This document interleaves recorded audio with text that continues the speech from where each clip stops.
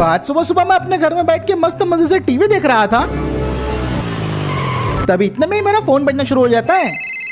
Check करता हूँ तो मालूम पड़ता है कि ये तो मेरे स्कॉर्पियो वाले दोस्त का फोन है। तो मैं उसे फोन उठा के बोलने लगता हूँ, और भाई कैसा है, बड़े दिनों के बाद याद किया। तो वो मुझे बोलने लगता है, भाई जल्दी से मेरे घर पे आ जा। ये सुन के मैं उसे बोलता हूँ कि भाई आता हूँ, लेकिन हुआ क्या है। अरे ज्यादा सवाल जवाब मत कर, जल्दी से आ। जल्दी बोलो, मतलब जल्दी, अब भी के भी आ। ठीक है भाई, मैं आ रहा हूँ, इतना बोल के मैं फोन रख देता हूँ। अब ना जाने कौन सी मुसीबत आ गई होंगी कि वो इतनी इमरजेंसी में मुझे घर बुला रहा है। वो तो पहुँच के ही पता चलेगा, तो इसलिए मैं फटाफट अपने घर से निकलता हूँ। फिर उसके बाद बाइक पे बैठ के उसे स्टार्ट कर देता हूँ, लेकिन हेलमेट लगाना तो बिल्कुल भी नहीं भूल सकते, क्योंकि पुलिस बहुत स्ट्रिक्ट हो गई है। और फिर बाइक को लेके मैं अपने घर से निकल पड़ता हूँ। अब पूरे रास्ते में काफी ज्यादा घबराया हुआ था, क्योंकि मेरा सारा ध्यान मेरे दोस्त की सेफ्टी में था। फिक्र मत करना मेरे दोस्त, मैं आ रहा हूँ। अब मैं जल्दी ड्राइव करके उसके मोहल्ले की तरफ पहुंच गया था, जहाँ पे मुझे कुछ पुलिस की गाड़ियां दिखे। पुलिस ने तो लिटरली शूट आउट में एक बंदे को मार दिया है। मुझे लग रहा था कहीं इसमें मेरे दोस्त का तो कोई लेना देना नहीं, लेकिन जैसे ही मैं अपने दोस्त के घर पहुंचा, मेरा सारा का सारा टेंशन निकल गया, क्योंकि यहाँ पे तो अलग ही सीन चालू था। हाँ, ये वाले एक पोज में ले। हाँ, एक और पोज बढ़िया। हाँ, गाड़ियाँ आनी चाहिए अच्छे से। हाँ, यहाँ ये वाला पोज भी ले, बहुत बढ़िया, एक नंबर। हाँ, ऐसे फोटो ले। अब मैं अपने दोस्त के पास जाके बोलता हूँ कि भाई क्या हुआ, तूने इतने इमरजेंसी में मुझे क्यों बुलाया। तो वो मुझे बोलने लगता है, अरे सॉरी भाई, वो क्या है ना, मैंने नई नवेली गाड़ी ली है, तो सोचा कि तू आएगा तो मैं तुझे पेड़े खिला दूंगा और हम थोड़ी पार्टी वार्टी भी कर लेंगे। तो मतलब भाई बस ये बात के लिए तूने मुझे यहाँ पे बुलाया है। अरे नहीं भाई, सिर्फ ये बात नहीं है, वो एक्चुअली ना मेरी दादा की खेती की जमीन बिकी है और मेरे हिस्से में भी तगड़ा पैसा आया है। अरे वाह भाई, क्या बात है, कांग्रेचुलेशंस। एक तुम्हारे दादा है और एक मेरे दादा थे। अब मैंने एक सेल्टोस उठा लिया, एक आईफोन भी उठा लिया, लेकिन सोच रहा कि अब पैसा इन्वेस्ट करूं। ये बात तो तेरी एकदम सही है भाई, क्योंकि पैसा जितना भी हो एक दिन जरूर खत्म हो जाता है। तो फिर तेरे पास कोई आइडिया है क्या? अब ये बात सुनने के बाद मैं उसे बोलने लगता हूँ, देख भाई, मैं अगर तेरी जगह होता तो मैं अपने पैसे से और पैसा बनाने की कोशिश करता।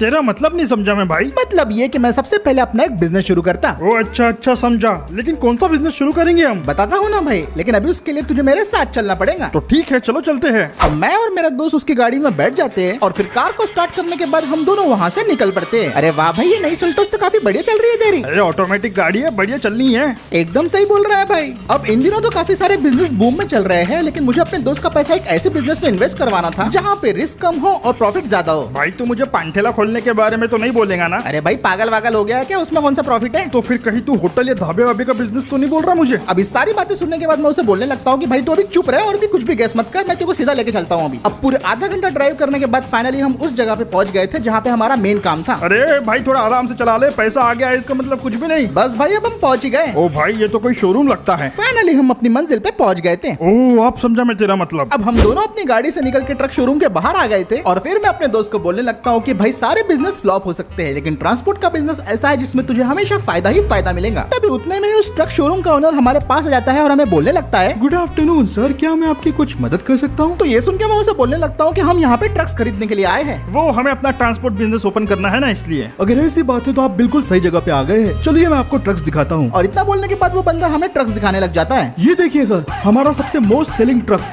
Tata Signa 5530S। ये एक ट्रेलर ट्रक है और इसके काफी सारे वेरिएंट्स आपको यहाँ पे मिल जाएंगे। नॉर्मली तो ये व्हाइट में आता है, लेकिन जो चाहिए आपको वो कलर हम दिला देंगे। BS6 इंजन मिल जाएगा, लोड कैरिंग कैपेसिटी एकदम मस्त है और अब बिल्कुल रेडी टू डिलीवर है सर जी। अब ये ट्रक तो मुझे पसंद आ गया था, लेकिन तभी ड्राइवर बोलने लगता है, ट्रक तो बहुत बढ़िया है, लेकिन मुझे ट्रेलर ट्रक नहीं चाहिए। ओके सर, मैं आपकी रिक्वायरमेंट समझ गया। तो फिर ये कैसा रहेगा? ये देखिए सर जी, टाटा सिग्ना 4830 टिप्पर ट्रक। अगर आपका कंस्ट्रक्शन या माइनिंग का वर्क है ना, तो सर जी आपके लिए परफेक्ट है। परफेक्ट सेफ्टी एक नंबर, इंटीरियर एक नंबर, फीचर्स एक नंबर। इसको WCL लेके जाओ या जमन जट्टी, हर जगह चल जाएगा। टिप्पर के साथ होना या टिप्पर के बिना, अपने पास दोनों अवेलेबल है। टोटल 16 चक्कर ट्रक है। अब जिस टाइप का बिजनेस मैं अपने दोस्त को रिकमेंड करने वाला था, उसके लिए ट्रक एकदम परफेक्ट था, और मेरे दोस्त ने भी इस ट्रक को लेने का इरादा बना लिया था। तो वो अब बोलने लगता है, इसको देख के तो मैं सोच रहा हूँ कि एक की जगह 2 ट्रक्स ले लूं, क्योंकि जितने ज्यादा ट्रक्स उतने ज्यादा प्रॉफिट होगा। ऑल राइट सर, ये तो बहुत अच्छी बात है। उम्मीद है ये ट्रक आपको पसंद आएगा। तो भाई इन ट्रक्स की प्राइसिंग क्या रहेंगी? हम 2 लेने वाले हैं, तो इनके ऊपर डिस्काउंट वगैरह कुछ हो जाएगा ना? तो मेरी ये बात सुन के वो शोरूम का मालिक बोलने लगता है, सर ये ट्रक्स ये तो आपको 70 लाख में मिल जाएंगे। वाह, इतना ज्यादा डिस्काउंट, 2 ट्रक 70 लाख में?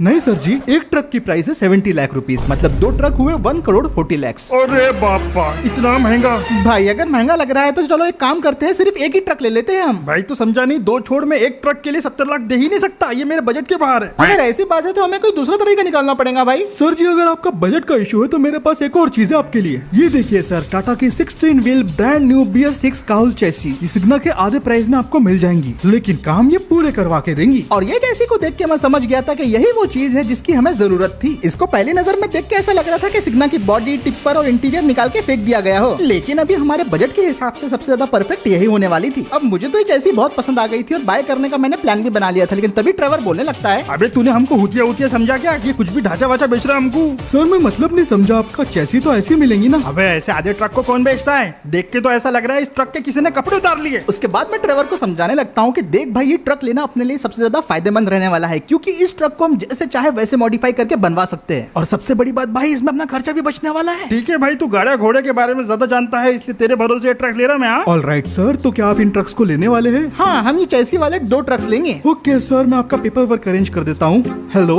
हाँ 2 टाटा चेसिस, ओके आज ही डिलीवर करने हैं। ओके ओके, हाँ बिल्कुल। अब इतने में ट्रेवर मुझसे पूछने लगा कि ऐसा कौन बंदा है जो इन ट्रक्स को अपने हिसाब से मॉडिफाई कर पाएगा, तो तभी मैं उसे बोलने लगता हूँ, बस भाई है एक बंदा, तो फिक्र मत कर। ओके ओके ठीक है, चलो सर मैंने सारे पेपर वर्क का इंतजाम कर दिया है, आप पेमेंट करके अपने ट्रक्स को ले जा सकते हैं। सारा पेपर वर्क होने के बाद हमने ट्रक्स को परचेज कर लिया था और अब हम लोग दोनों अपने अपने ट्रक्स में बैठ गए थे। और भाई कैसा लग रहा है? ऐसा लग रहा है कि ऑटो में बैठा हूँ, चलो चलते हैं। अब हम दोनों ने अपने अपने ट्रक्स को स्टार्ट किया और बिल्कुल आराम से हम शोरूम से अपने अपने ट्रक्स को ले जाने लगे। अरे वाह, इसमें तो पावर स्टीयरिंग है, क्या बात है। पहले तो हम अपने ट्रक्स को एकदम आराम से और केयरफुली चला रहे थे, लेकिन इंसान अपनी हरकतों से कभी बाज नहीं आ सकता। थोड़ी दूर आते ही हम लोगों ने ट्रक्स को रेकलेसली भगाना शुरू कर दिया था। ओहो क्या बात है, सोचा नहीं था ये इतने पावरफुल ट्रक्स होंगे। भले ये दिखने में नॉर्मल ट्रक्स लग रहे होंगे, लेकिन इनके अंदर पावर कूट कूट के भरा था। सिर्फ 10 मिनट की ड्राइव करने के बाद मालूम पड़ गया था कि पहले के मुकाबले टाटा के ट्रक्स अब काफी ज्यादा इंप्रूव हो चुके थे। हैंडलिंग, पावर, टॉर्क, हर चीज में टॉप लेवल थे। इन्हें चलाने में हमें इतना मजा आ रहा था कि हमने लिटरली रोड पे इनसे रेस शुरू कर दी थी। अब तो सोचा था कि ट्रक रेसिंग भी करनी पड़ेगी। सामने से हट जा दोस्त, मैं आ रहा हूँ। ओहो, यहाँ पे भी आगे निकलने की कोशिश कर रहा है, लेकिन इतना आसानी से नहीं। हाँ, तो कितना भी हाथ पैर मार ले, इस बार जीत मेरी होंगी बच्चे। वो तो वक्त ही बताने वाला था भाई। अब हमारी मस्ती तो ऐसी चलती रहती है चाहे कोई भी गाड़ी हो, लेकिन फाइनली हम लोग अब ड्राइव करके पहुंच जाते हैं बबलू मैकेनिक की वर्कशॉप पे, क्योंकि यही वो बंदा था जो इन ट्रक्स का पूरी तरीके से हुलिया बदल सकता था। और इन ट्रक्स को तो सिर्फ और सिर्फ बॉडी वर्क की जरूरत थी, चैसी तो इनकी परफेक्ट थी। अब हम दोनों ने ट्रक्स को गैरेज के अंदर पार्क कर दिया था और बबलू मैकेनिक फिर बोलने लगते हैं, और मूसा भाई आज तो सीधा ट्रक ही लेके आ गए तुम। अब मैं बबलू मैकेनिक को अपनी पूरी सिचुएशन समझाने लगता हूँ और ट्रेवर भी सारी बातें समझा देता है कि ट्रक्स को किस तरीके से मॉडिफाई करवाना चाहता है वो। बेसिकली हमारा एम ये था कि इन दोनों के दोनों ट्रक्स को हमें सिग्ना के अंदर ट्रांसफॉर्म करना है कम से कम प्राइस में। बबलू मैकेनिक पहले काफी देर तक सोचते हैं और फिर उसके बाद वो बोलने लगते हैं, ओके मैं समझ गया, मतलब इस चेसी के ऊपर तुम्हें सिग्ना की बॉडी और टिप्पर चाहिए, यही है ना? भाई इंटीरियर भी मिल जाए तो ठीक रहेगा। हाँ, वो चटाई वाली सीट अच्छी नहीं लगी। ठीक है, तीनों ट्रक्स मिला के 15 लाख लगेंगे,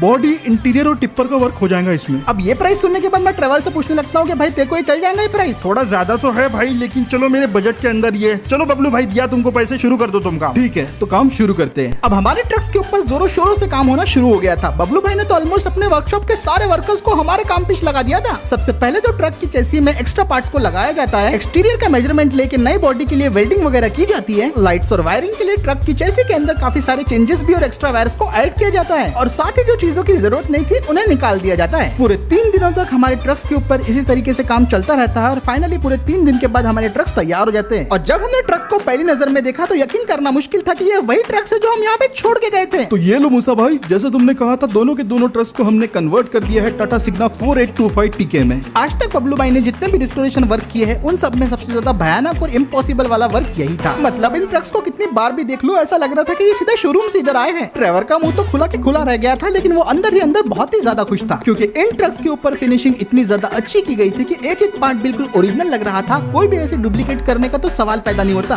हम तो ट्रक्स को देख के अभी शौक में थे ही, लेकिन फिर उसके बाद बबलू मैकेनिक ट्रक की तरफ बढ़ते हैं और ट्रक के अंदर बैठ के उसे स्टार्ट कर देते हैं और फिर वो बोलने लगते हैं, तुम्हें ये जरूर पसंद आएगा मूसा। और फिर इसके बाद बबलू भाई इस ट्रक के वर्किंग टिप्पर का डिमॉन्स्ट्रेशन देना शुरू कर देते हैं। इस ट्रक का टिप्पर बहुत ही ज्यादा परफेक्टली वर्क कर रहा था। सिर्फ ट्रक की क्वालिटी नहीं बल्कि टिप्पर की क्वालिटी भी एकदम औसम थी, बिल्कुल ओरिजिनल ट्रक जैसे ही ये स्मूथ था और ये काफी ज्यादा बेहतरीन लग रहा था। क्या बात है बबलू भाई, क्या बात है। हाँ, मुझे मालूम था कि बबलू भाई इस ट्रक को पूरी तरीके से ट्रांसफॉर्म कर देंगे, लेकिन इतना बड़े ट्रांसफॉर्म करेंगे इस बात का अंदाजा मुझे बिल्कुल भी नहीं था। अब बबलू भाई टिप्पर को वापस बंद कर देते हैं और मेरे पास आके बोलने लगते हैं, तो कैसे लगा ट्रक्स तुम दोनों को? अगर मैं सच बोलूं तो ट्रक्स बहुत ही ज्यादा शानदार बने हैं। सच में बबलू भाई इस बार तुमने कमाल कर दिया। ठीक है, तारीफ बहुत हो गई, अब मेरा पेमेंट क्लियर कर दो। और भी कुछ जरूरी निजी मामले हैं जो मुझे निपटाने हैं। अब ट्रेवर बबलू भाई को सारी पेमेंट कर देता है और उसके बाद आ जाती है हमारे पास हमारे नए ट्रक्स की चाबी। चल भाई जल्दी चल, मैं तो अब इंतजार नहीं कर सकता। अब ट्रेवर और मैं फटाफट एक एक ट्रक के अंदर बैठ जाते हैं और ट्रेवर ट्रक को स्टार्ट कर देता है।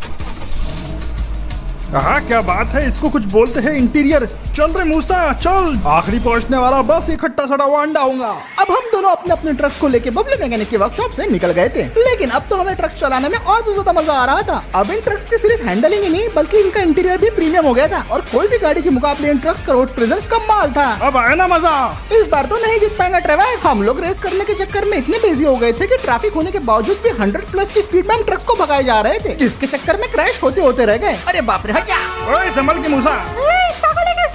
काफी देर तक हमारे ट्रक से हम लोगों ने ऐसी ही मस्ती की, लेकिन अब बारी थी वो काम करने की जिसके लिए इन ट्रक्स को हमने खरीदा था। तो इसीलिए हम फटाफट अपने ट्रक को लेके चले गए खदान की तरफ। अब खदान का जो रास्ता था वो काफी ज्यादा ऑफ-रोड टाइप का था, लेकिन जब आप इतने बड़े ट्रक में बैठे हुए होते हो तो आपको छोटे मोटे ऐसे रोड के खड्डों का फर्क नहीं पड़ता। और अब फाइनली कुछ देर तक ड्राइव करने के बाद फाइनली हम अपने ट्रक्स को लेके खदान में पहुंच गए थे। हम उस खदान के ओनर को बोलने लगते हैं कि हमें भी अपने ट्रक्स को आपकी खदान में काम पे लगाना है, तो वो हमें बोलने लगता है, वैसे एक्स्ट्रा ट्रक्स की तो हमें जरूरत है, लेकिन आज का तो सारा काम हो गया है। अब ये सुन के मैं उसे बोलने लगता हूँ, कोई तो काम होगा हमारे लायक। वो क्या है ना, हमें काम की शुरुआत आज से ही करनी है। आज थोड़ा बहुत एक्सपीरियंस मिल जाएगा हमें, फिर लगे तो हम कुछ दिनों के बाद ड्राइवर को भेज देंगे। फिर उसके बाद वो बंदा हमारी सारी बातें सुनने के बाद बोलने लगता है, देखो वैसे तो हम यूजुअली गिट्टी, पत्थर, कोयला ये सारी चीजें ट्रांसपोर्ट करते हैं, लेकिन आज ना हमारे पास थोड़ा सा वेस्ट मटेरियल भी है, तो वो अगर तुम ट्रांसपोर्ट करते होंगे तो बोलो। कौन सा वेस्ट मटेरियल है? कहीं तू इंसान से निकला हुआ वेस्ट की बात तो नहीं कर रहा है? अरे भाई नहीं रे, लोहा है, लोहा लोहा लोहा है, जंग लगा लोहा। फिर ठीक है, तो ठीक है, जल्दी से जल्दी लोड करो सामान, जल्दी से जल्दी।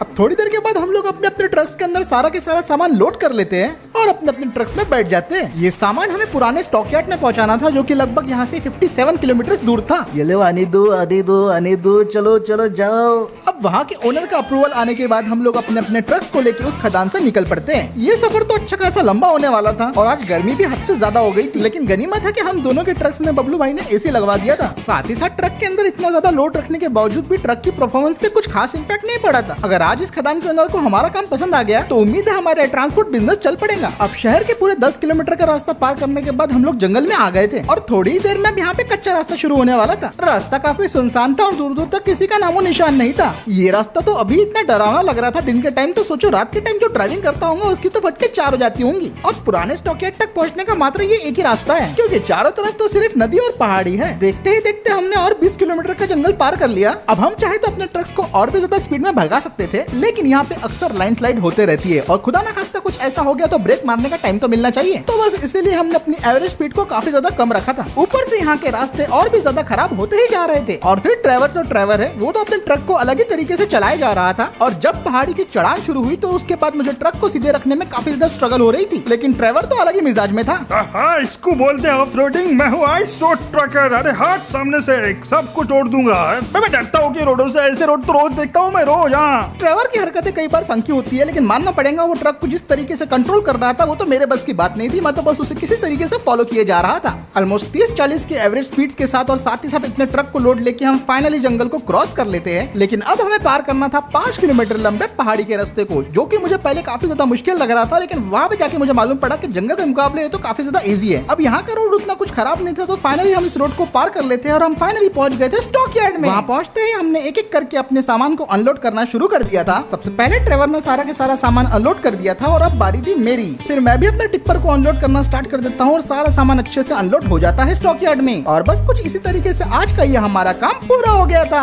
अब काम होने के बाद वो स्टॉकयार्ड का ओनर हमें बोलने लगता है, वाह यार तुम लोग तो काफी जल्दी आ गए। यूजुअली लोगों को 2-3 घंटे तो लग ही जाते हैं, लेकिन तुम लोग तो 1.5 घंटे में आ गए। क्या बात है। ठीक है भाई, अब पेमेंट का क्या वैसे? हाँ, पेमेंट तो यही देने वाले थे। अब वो बंदा आज हमने जो काम किया उसकी पेमेंट हमें कर देता है। लो मैंने सेंड कर दिया, चेक योर अकाउंट। अरे वाह, आ गई ये पेमेंट भाई। पेमेंट तो मुझे भी आ गई है भाई। ठीक है, तो अब मैं चलता हूँ, मिलते रहेंगे। अब ट्रेवर के बिजनेस का पहला दिन तो काफी बढ़िया गया। उसका प्लान ये था कि कुछ दिनों तक पहले वो ट्रक चला के यहीं पे काम करेगा और अगर उसका बिजनेस अच्छा चलने लग गया तो वो ड्राइवर्स को हायर कर लेगा और अपनी खुद की कंपनी शुरू कर देगा। अब इस बिजनेस को ग्रो होने में टाइम तो जरूर लगता है, लेकिन अगर एक बार इस बिजनेस ने रफ्तार पकड़ ली तो फिर इन्हें अमीर बनने से कोई भी रोक नहीं सकता। तो बस फिर आज का वीडियो यहीं पे खत्म करते हैं। वीडियो पसंद आया तो लाइक शेयर सब्सक्राइब जरूर कर देना और मैं मिलता हूँ आपसे अगले वीडियो में।